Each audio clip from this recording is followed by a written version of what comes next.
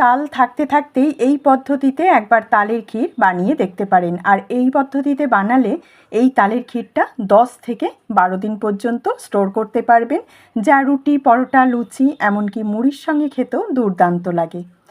কড়াই দিয়েছি 1 বাটি তালের পাল্প, আর তার সঙ্গে সামান্য একটু নুন দিলাম, আর দিয়ে দিলাম হাফ বাটির মতন চিনি। তালটা যেহেতু খুব মিষ্টি ছিল সেই পরিমাণে আমি চিনি দিয়েছি, আপনারা আপনাদের পরিমাণ মতন মিষ্টি দিয়ে নেবেন। আর এখানে লিকুইড দুধ দিলাম 1 বাটি। 500 ml দুধকে আমি 250 করে নিয়েছিলাম, ফুটিয়ে ঘন করে নিয়ে দিয়েছি। তার সঙ্গে কয়েকটা কিশমিশ দিলাম, আর দিলাম 4-5 চামচের মতন নারকেল কোড়া। এই নারকেল কোড়াটা বন্ধুরা অবশ্যই দেবেন, এটা দিলে তালের ক্ষীরটা খেতে অসাধারণ লাগে। আর দিয়ে দিলাম গুঁড়ো দুধ।